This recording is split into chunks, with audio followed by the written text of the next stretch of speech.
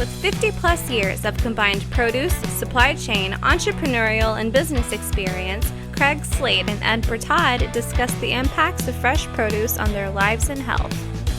This podcast is a casual conversation between two friends just trying to get better. This is the Fresh Cred.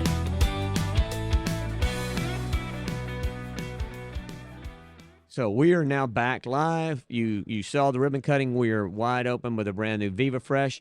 And we have been joined by a guest, Ms. Anna Lopez with HEB, which is super exciting to have her here. Have her talk a little bit about HEB. And a diamond sponsor of Viva Fresh, by the way. Thank you, HEB. Thank you, Anna and HEB for the diamond sponsorship. Well, thank you for having us. We appreciate that.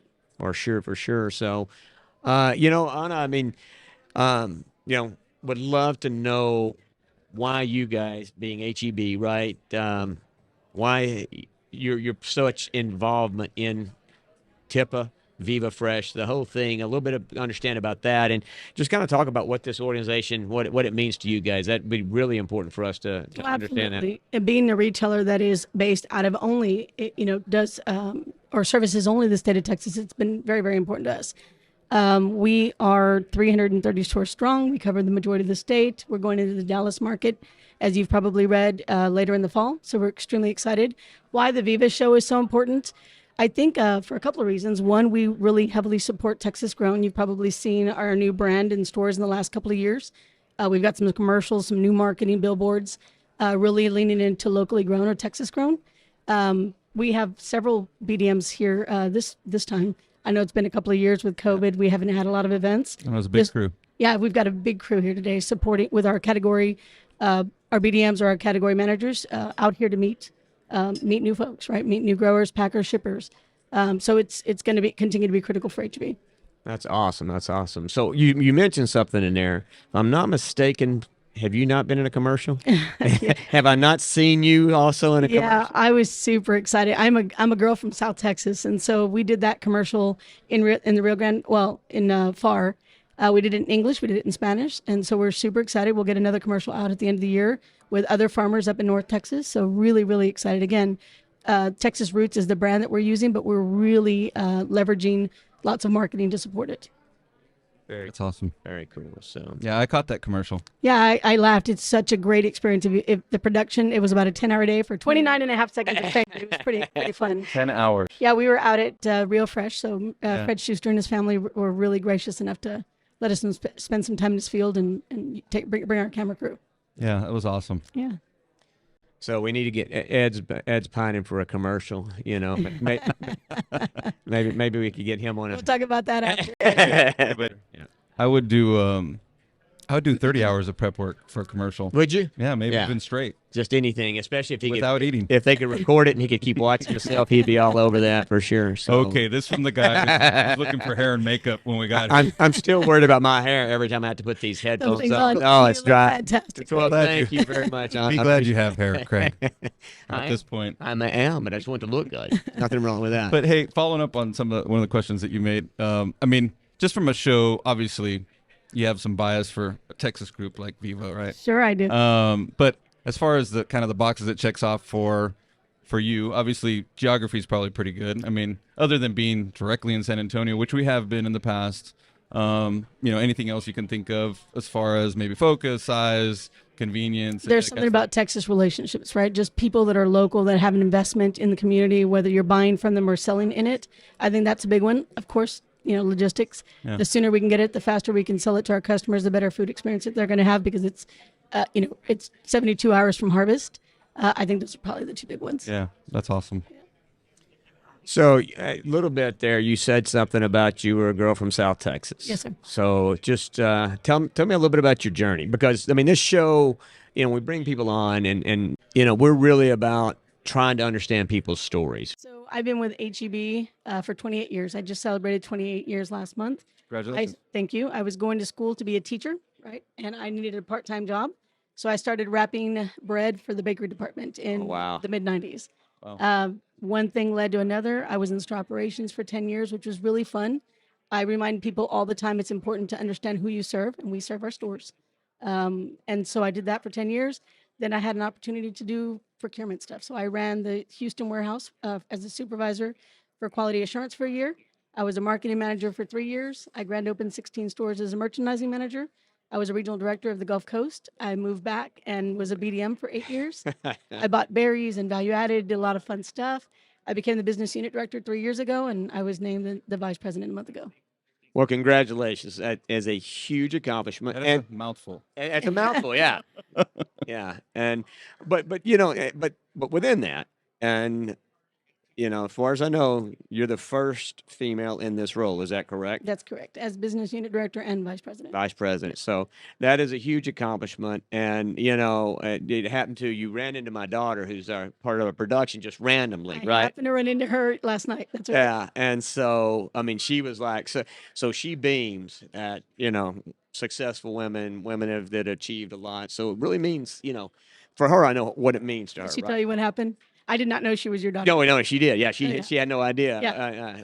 I happened to be in the ladies' room, and it was funny because every sink was taken. Right, there were women in line to wash their hands, which is not normal. I grew up in this industry. I've been in produce since late '90s, and so it was amazing to me that there are so many young women, right, in their 20s and 30s, and young in their careers. So I just asked them, what do you do? And Right. it was a fun conversation. I did not know she was your daughter until somebody. She couldn't wait to tell me about running into you, and it really resonated with her. So, what were a couple of challenges, things that maybe you faced for other young females coming up in this business, which is heavily male dominated, right? And what are things that you would put out there, or offer up that maybe people coming into this business, or even in other industries and things like that? I mean, Yeah, that's a complicated question. Yes. So, first, it's got to start with it's okay to choose something that's not the norm, and you have to have an environment and a foundation that lets you that supports that.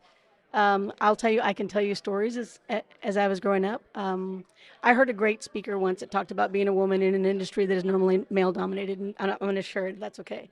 Yeah. She was talking to us about being mothers, actually not leaders, talking to us about being mothers of daughters. And her feedback was teach your girls to be strategic because we're not born that way. And the example she gave was imagine you're a school teacher, you take your class out to the schoolyard, you decide that you're going to divide the class into two and you're going to play a baseball game. You name the boy the head of his team and a girl the head of her team, and then you ask them to separate the class with their teams. The boy will choose the best pitcher as his first choice. The girl will choose her best friend. The boy will choose the best catcher as his second. The girl will choose her best friend's best friend. And so we have a natural tendency to be maternal, to be emotional. And so teaching girls that it's okay to be competitive when they're young. Right. It's okay to want to win. It's okay to want to build a team and to be a leader. I think those are all critical. That's awesome. Well, that's great. I love that. And you've got a young daughter that's do. coming up. Pretty much played every sport that was offered at school this year. Well, that's the other thing. There's more opportunity. When I was growing up, we had a girls. I'm from Rockport, Texas originally, and Okay. I was growing up. We didn't have. It was the first year to have a female soccer team. I mean, this is the early '90s, right? But now there's so Wow. much more opportunity than there was back then. Yeah. So Yeah, Ed's daughter Lainey, like I say, I can only imagine knowing her father's competitive spirit. I have a tendency to believe that she got a little bit of that from him. So, I hope so. Probably more from her mom. well, but that's like I said, it's great advice. So, Anna, I mean, what kind of things? I know you're passionate about produce, and but what really, I guess, besides, or if it maybe it is produce, what are the things that really get you out of bed, get you going every day? What are you passionate Produce about? a hobby too? produce is a hobby. Yes. What makes me excited? So growing up in stores, I think is more important than people realize. We serve people's food, and so if you think about not just that, but if you think about how people express their culture, they express it through food, right? What they Oh, choose yeah. to put on their table. So I get super excited about what we don't know, right? We're excited about going to the Dallas market. We're excited about the changes that we're seeing in Austin, the changes that we're seeing in Houston. And so it kind of rejuvenates you because you're now serving not only the customer that depends on you, but a new customer that doesn't know you and that we don't know. And so there's a constant challenge and a constant evolving of who we get to take care of. Right. And health and wellness. Yeah, health and wellness has been a big conversation. Definitely at HEB, but for personally, I started journeying last Okay. June. Excellent. So I've had some success in the last 6 months. I'm certainly not there yet, but I've lost probably 40, 45 pounds in the last call it 10 months, and it's still, again, a journey. So there's more time to have, but I feel great. I think it's been definitely a significant year. Well, we're talking a lot about industry, people in the industry, and Sure. being leaders, right? And Right. taking that opportunity to set the example for the world and stuff like that. Practice what we preach. Practice what we preach. Just curious, I mean, was it what kicked off your journey? Anything in particular? Was it an individual or anybody that? I've got one child that's in his teenage years. I'm going to be 50 this year, and Okay. so maybe that's the milestone. Well, welcome to the 50 Club. Bud. I appreciate that. So I've got about 6 more months until I turn 50, and that's where that's how it started. I gave myself 18 months to get there. So age a little bit, wanting to keep doing this for a long time for children, grandchildren, staying in this business for another 15, 20 years. I plan on retiring at 100. Yeah. Because I love the work so much. But those are probably two of the biggest factors. Yeah. No, I mean, It's a good motivator. yeah, I'm for a sure. year and 2 days from that mark, that 50, and I've felt the same way. I mean, I've challenged myself. My 50th birthday, if it's here or at the show, 100 push-ups in a row. That's my challenge to That's myself. fantastic. So So you're going to get on the floor and show us here in just a minute, Ed, or have you already done it for I the can do day? 65 right now straight, but I can't do the 100 yet. But we've been working on it a lot, and so he was Craig's been doing them. making fun of me. He did them on the golf course. I did the other 100 day. before I left. He did them this on the morning. golf course the other day. I'm Yeah. just saying. Well, hey, I heard the golf was good. I heard you played well, I thought, Craig. it was a little windy, but yeah. I did not. Well, I played well for Craig. I did not play well for good golfers. Let's just put it that way. But hey, So- Anna, just going back to what you were talking about as far as health and wellness. I mean, obviously, our jobs in general. I mean, it seems like you're either traveling or you're sitting behind a desk. For the other day, leading up to this event and getting ready, I think I was at my desk from 6 a.m. till 9:30. And when I woke up, I literally felt like my tailbone was broken. I mean, it was, and I have a pretty good chair at home. It's just excess of either lack of movement or like a week like this where we're moving around, 30,000 steps a day. Yeah. So it's pretty tough, obviously.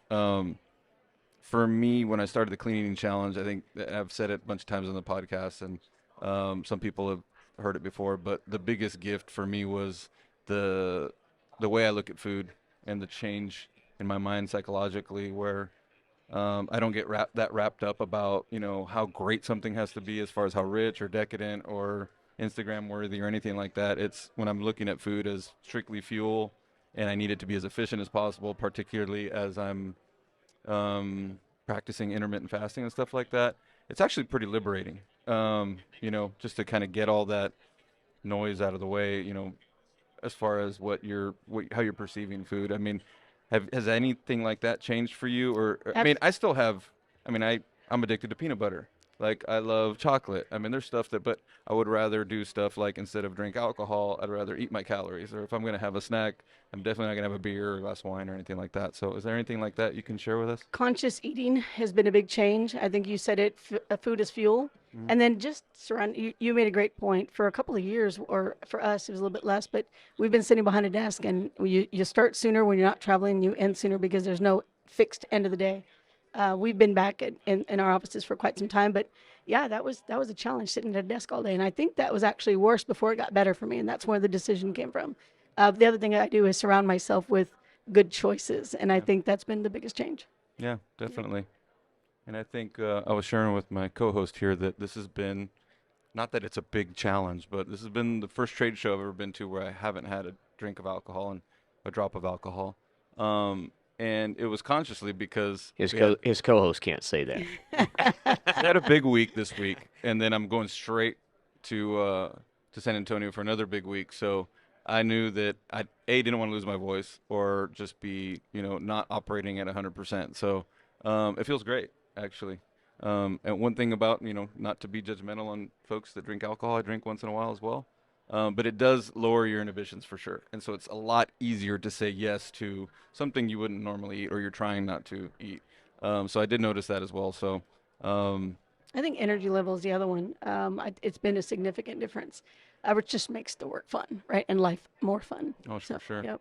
Same Yeah, for you? That 7:45 a.m. meeting this morning, it was super interesting. I was glad to be there. I got up, hopped out of bed, did my push-ups, and went to the meeting and it's awesome. It's you have to live and learn, I guess. And I've definitely been to a lot of shows where I wasn't at the first meeting of the morning. But yeah, that's changed. Well, this has been a great show because we just haven't been around this many people in such a long time. It's so nice to be able to look somebody in the eye and read a face instead of read through a Zoom. That's a big change, right? I mean, the face reading. I don't guess you realize how much you miss that until you didn't have it for 2 years, and even Zoom calls. Even though you could see the person, still not the same as the physical presence of being in the place, You right? have to adjust how you approach people, right? And you can adjust with a screen. And so being able to be with each other, build relationships, make adjustments as needed, right? Supplier, retailer. There's always going to be hard conversations and great conversations. So I think it's been fantastic to be in person. You know, Craig, though, you said something that stuck with me, which is kind of rare. Yeah. Um, You actually never listen. That's why it never sticks yeah. with you. Well, I listen once in a while. Yeah. There's two things I can think of, but the one I'm thinking about is when you said we'll go back to live, but perhaps video calls will be what phone calls were before. Like, because I know within our organization we're video calling all day long to each other. You know, all day, every day. We do. I agree that now we almost have to see each other. So you're right. That could be going away. I mean, landlines. Think about landlines. Yeah. We don't. We carry our phones in our pockets. Mm-hmm. That's still fairly new. So the other thing for us is our store operations never closed, right? So if you think about what we do versus, or what support teams do, like procurement, versus store operations, they've been with customers every single day. And I think there's change there. One of the things that we talk about is how do we continue to tell stories about produce? How do you slow the shop down? Customers have been a little bit in a hurry, right? So celebrating beautiful, colorful, flavorful product is a unique opportunity that produce has compared to other areas.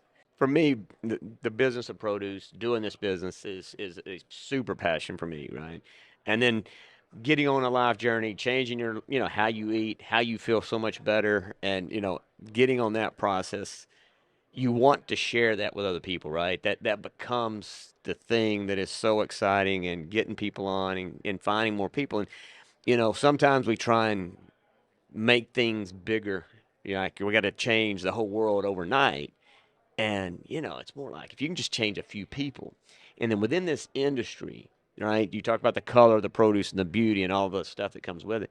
The opportunity for us to really connect with people and get people energized and get them behind it, it's so easy with, like I say, the colors, the taste. That's right. And at the end of the day, you feel better. You very likely will live longer, or at least not suffer some, health deliberate, Oh no, debilitating we get to injuries. lead in health and wellness when it comes to Yeah. the product that we offer our customers. Absolutely. So, I don't know. Well, we made a couple notes. Any initiatives other than Texas Roots that HEB is working on right now you could share with us? Areas of focus, anything? I think I mentioned it earlier. I mean, we're trying to tailor to the customer that we need to serve in Texas, and that has changed a little bit, right? In those areas that I mentioned, we'll stay focused on taking care of everybody that needs us to provide food. Yeah. So How difficult is becoming to consistently provide food at the cost with all the transportation, with all the logistical, everything coming out? How does that look? I know you guys are always focused on price and trying to make sure that is a strong pillar for us, and so you've probably seen that we aren't moving as fast as cost is coming at us. Obviously, it's to protect the customer, make sure that they can buy reasonable priced or low priced produce at HEB. But yeah, that's been a huge challenge.